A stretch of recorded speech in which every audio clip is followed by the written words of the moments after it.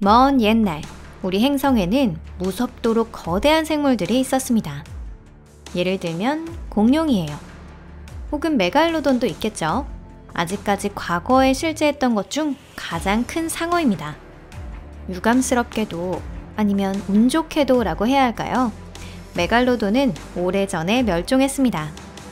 여러분 안녕하세요. 그런데 만약 그들이 현대까지 살아남았다면 어떻게 되었을까요? 그렇습니다, 여러분. 여기는 토픽입니다. 만약 여러분이 이 질문의 답을 알고 싶었다면 이번 영상을 통해 함께 알아보시는 건 어떨까요? 그럼 시작합니다.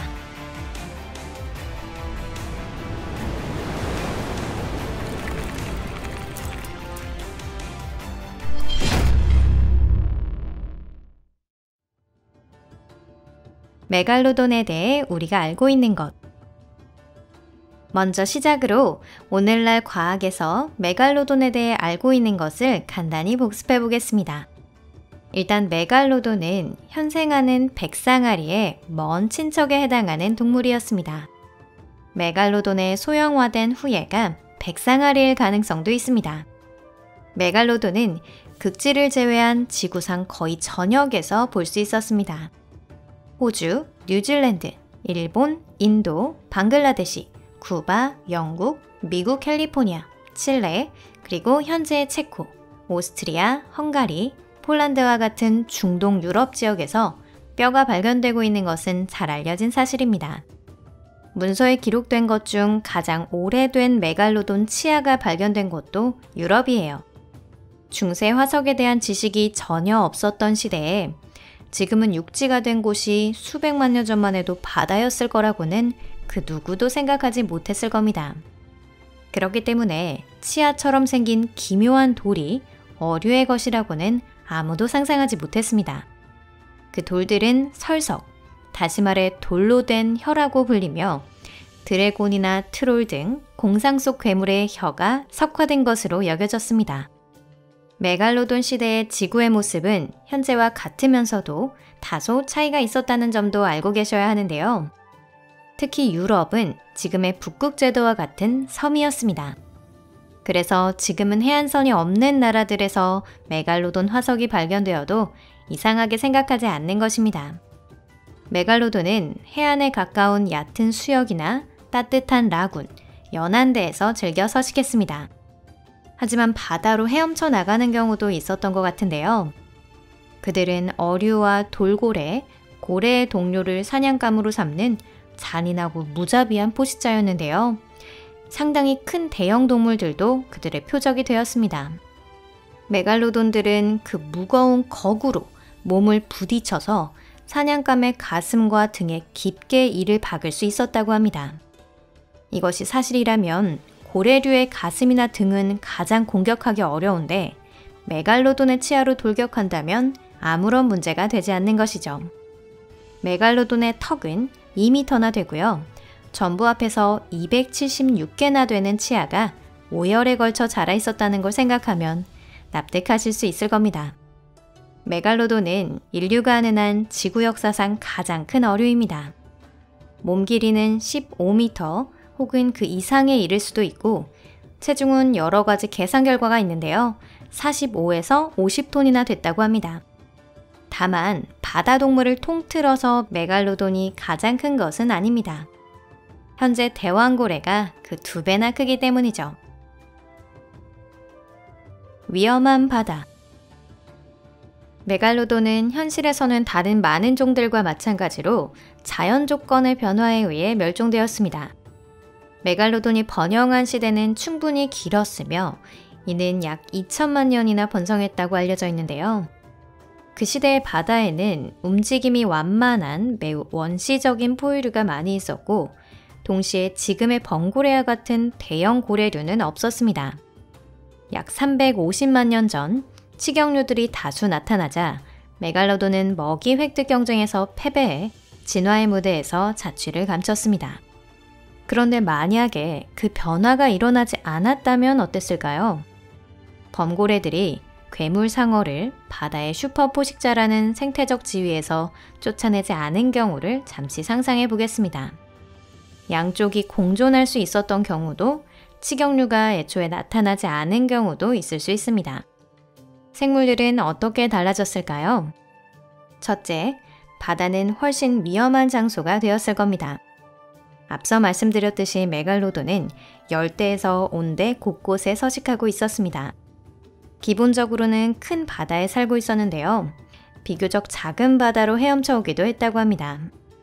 상어는 흔히 사람들의 이미지와는 다르게 사람을 특별히 공격하지는 않는데요. 사실상 굳이 사람을 사냥감으로 삼는 동물은 기본적으로 없습니다. 그들이 인간을 습격하는 이유는 자신들이 식량으로 삼고 있는 다양한 어류나 해양 포유류와 헷갈리기 때문이죠.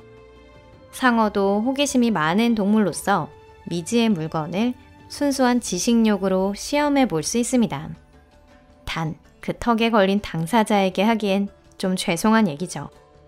어느 쪽이든 바다에서 수영하자는 생각은 위험을 수반했을 겁니다.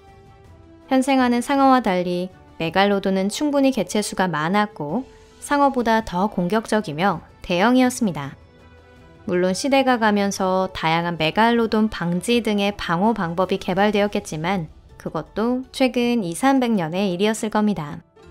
게다가 메갈로돈은 낚싯배나 비교적 대형 선박까지 덮쳤을지도 모릅니다. 몸싸움에서 부딪히는 즐거움을 알게 된 그들은 극도로 위험한 존재입니다. 작은 1인승 보트 선체에 40톤이나 되는 거구가 엄청난 속도로 부딪힌다면 어떻게 될지 상상해보세요. 그것 때문에 사람들은 고기잡이나 해상 운송을 자제하게 되었을까요? 그렇게 생각하진 않습니다. 우리가 위험한 동물에 맞서는 건 처음 있는 일이 아니니까요. 분명 인류는 어떻게 하면 메갈로돈에 맞설 수 있는지 바로 이해할 것이고, 이어서 연안의 주민들에게는 메갈로돈이 위협이 아닌 정반대로 유용하고 고마운 사냥감이 되었을 겁니다. 메갈로돈 고기는 겨울을 대비하기 위한 보존식으로 나쁘지 않고 껍질은 의복이나 텐트의 재료가 될 수 있습니다. 게다가 뼈로는 무기나 장식품, 조리기구를 만들 수 있었을 겁니다. 시대를 거쳐가며 인류는 그것을 현대의 포경 가공업과 마찬가지로 포메갈로돈 가공산업으로 발전시켜 나갔을지도 모릅니다. 그러면 결국은 지금의 현실 세계와 같아질지도 모르겠네요. 메갈로돈은 멸종하겠죠. 그들도 오록소나 스텔러 바다소들과 같은 운명을 따르게 될 겁니다. 운이 좋아도 멸종위험 야생생물 레드리스트 동물이 될 뿐입니다. 그래도 슬퍼할 필요는 없습니다. 인간이 관여하기 이전 시대에 메갈로돈은 해양 생태계에 큰 영향을 주었습니다. 적어도 돌고래, 바다표범 등의 기각류, 고래 등 바다짐승의 수는 지금보다 적었을 겁니다. 이런 포식자들은 생존 경쟁에서 살아남지 못합니다. 그리고 초식생물은 메갈로돈의 먹이가 될 뿐이죠. 마지막으로 미확인 동물학에서는 메갈로돈이 아직 살아있다는 의견이 있다는 걸 언급해둘게요. 2013년 디스커버리 채널에서 이를 주제로 한 가짜 다큐멘터리 영화가 방영되었습니다. 이건 분명히 엔터테인먼트 목적으로 제작되었는데요. 영화 서두 부분에서 양해를 구한 대로 그 사실은 제작자 본인도 부정하지 않았습니다. 그런데도 많은 사람들이 메갈로돈이 아직 살아있다고 믿고 있어요. 다만 이 프로그램 이전에도 정기적으로 메갈로돈과 조우했다는 보고는 있었습니다. 연구자들은 그러한 보고에 회의적인 태도를 취하고 있습니다. 현재 지질시대의 에포, 홀롯의 메갈로돈의 존재를 나타내는 믿을 만한 증거는 아무것도 없고요. 명백하게 메갈로돈이다 라고 판별할 수 있는 사진이나 동영상도 없습니다.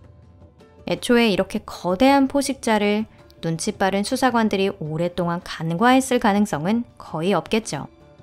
하지만 어쩌면 그저 눈에 띄지 않았을 뿐일지도 모릅니다. 진실은 아무도 모르니까요. 자, 이제 오늘 영상은 여기까지입니다. 여러분 끝까지 시청해주셔서 감사합니다. 이번에 보내드린 상상의 세계로의 작은 여행은 즐거우셨나요? 하지만 그 상상의 세계는 지금 우리가 살고 있는 현실 세계와 기본적으로 같아졌습니다. 채널 구독 버튼도 꼭 눌러주세요. 재미있는 영상을 놓치지 않도록 종 모양 업데이트 알림과 좋아요, SNS로 친구들과의 공유도 부탁드립니다. 댓글창에 소감도 기다리고 있을게요. 그럼 잠시 동안 작별입니다. 다음에는 더욱 새로운 영상과 흥미로운 이야기를 전하러 오겠습니다. 다음 영상에서 뵐게요. 안녕히 계세요.